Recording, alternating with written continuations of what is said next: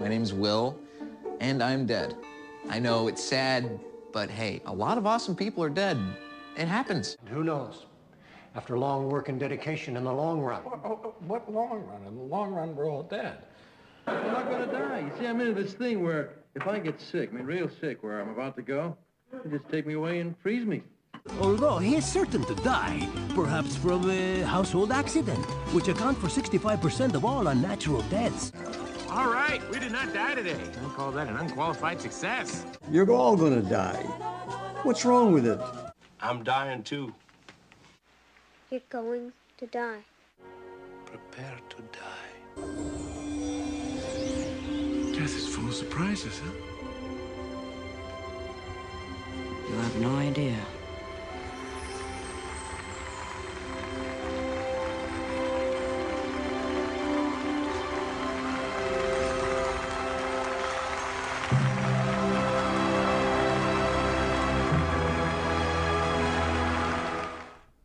Welcome to Mortality Movies. I'm your host, Gail Rubin, the doyen of death.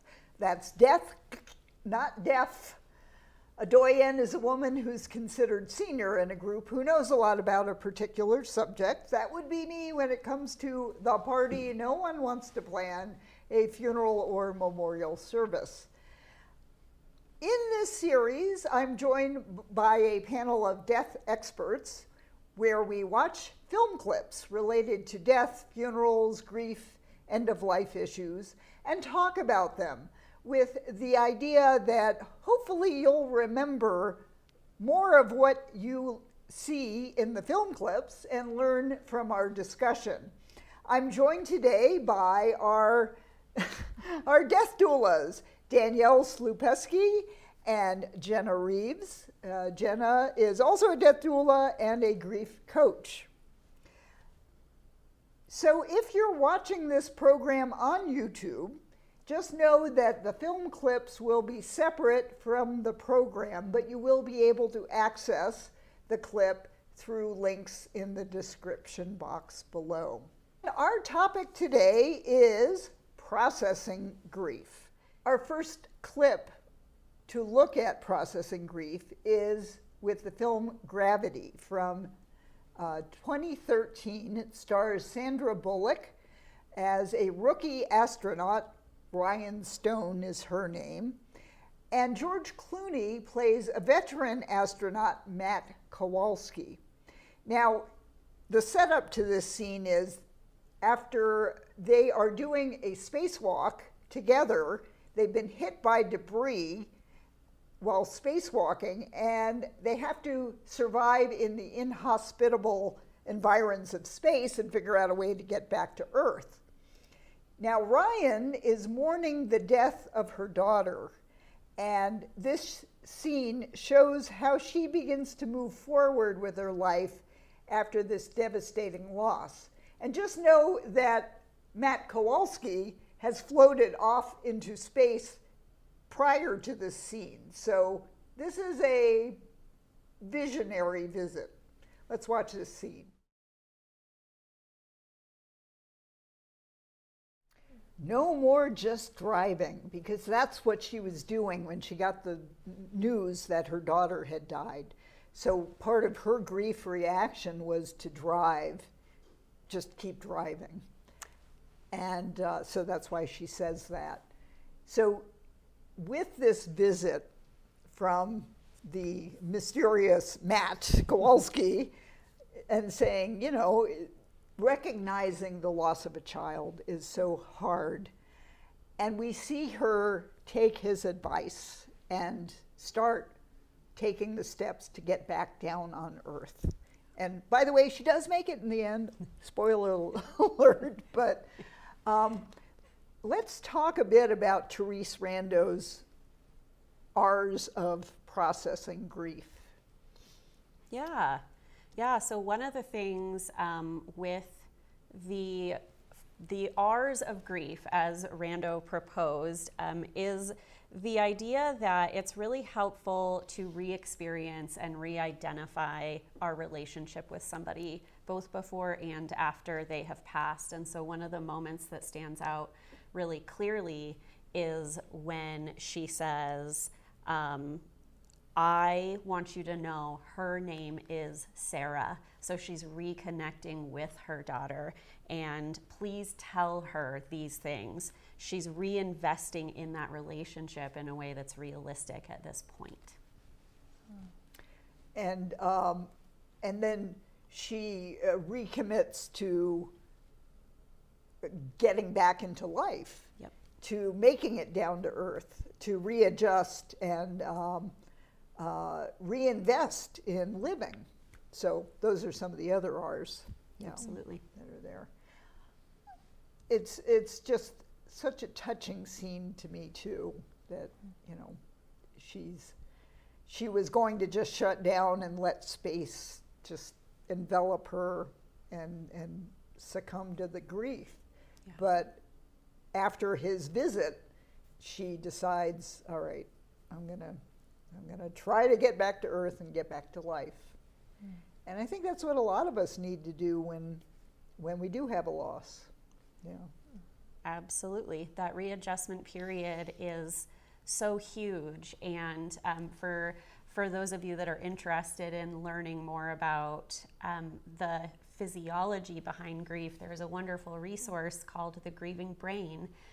It's a fantastic book by Mary Frances O'Connor, and it just really presents the idea that our brains have a lot of readjusting to do physiologically after a loss. And I know in some other episodes, Danielle has talked about how grief can physically manifest, and it's a really big thing. So, Definitely. I've heard it, to stick a little bit with what you just said about you're readjusting to this whole new world. I've heard it likened to you have a GPS system in your brain and you have your entire world mapped out, and these are the things I do every day and the roles that I fulfill and the activities I participate in.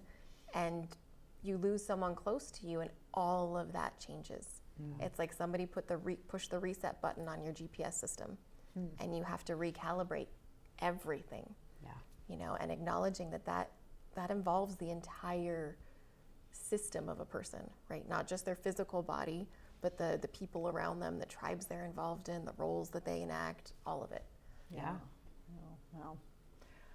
Well, let's go on to our next clip with the film A Man Called Otto, the 2022 movie with Tom Hanks, as a man who mourns the loss of his wife. And young neighbors have moved into his neighborhood. He's kind of a grump, but this young mother is trying to get him out of his shell. And let's watch what happens in this scene.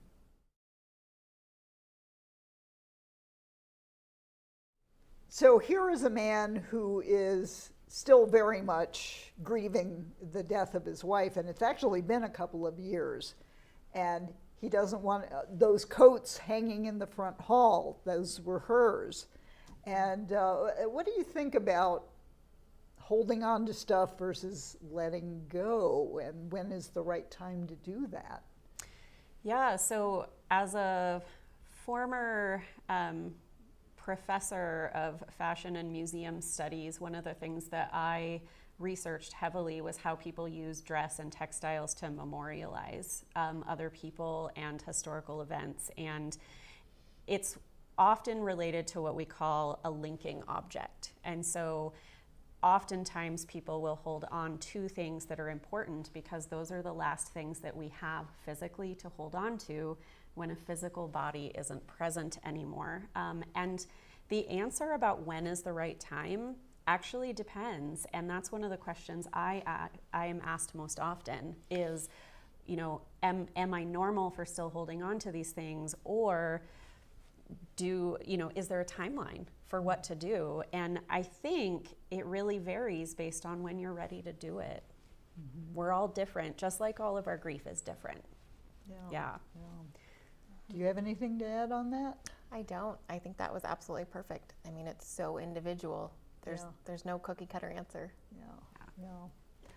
Our next clip is from Inside Out, the 2015 Disney animated film that takes a look at the voices and the emotions that are inside our brains. Young Riley is uprooted from her Midwest life and moved to San Francisco, and her emotions, joy, fear, anger, disgust, and sadness, conflict on how to best navigate this new city, a new house, a new school. And in these scenes, we see how sadness is often denigrated as a bad thing, but sadness has a very important role to play in our grief. Let's watch this.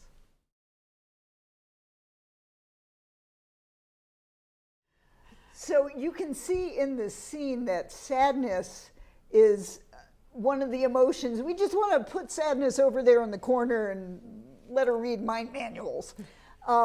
We don't want to acknowledge that sadness, she says, helps me slow down and process the weight of the world. And sadness does wind up playing a very key role later in this film for helping her integrate into her new world and get back with her family and adjust to life in San Francisco. Mm-hmm.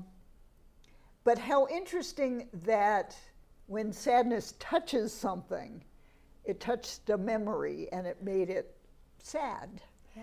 And you had mentioned an interesting concept.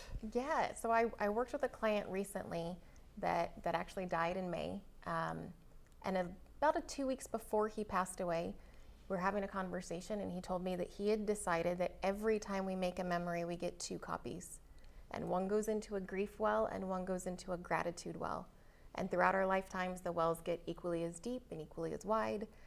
And later, we always have the option to choose which well we pull the memory from. You know, and I think that that's so much of just life, is that balance between gratitude and grief, right? Or joy and sadness. Mm-hmm. You know, if we're all joy, we lack depth, you know, and if we're all sadness, we miss out on the joys of life, you know, so it's that balancing act. And I've heard you have grief in one hand, gratitude in the other, and between you have the prayer of life. Ah, nice. That is a lovely thought. Nice. I like that. Yeah, it's one of the things that's so interesting about sadness is it's something that in grief, it's really hard to get around it. We can't really go around it. We can't go over it. We can't go under it. We have to go through it. And that can be a really scary thing. But one of the things that I like to say that can lead to is that sadness can lead to compassion, which leads to connection and connecting with other people. And at the end of the day, that's one of the best things we can do with our grief is to connect with others. And that is, in fact, the lesson that we learn in Inside Out. Yeah.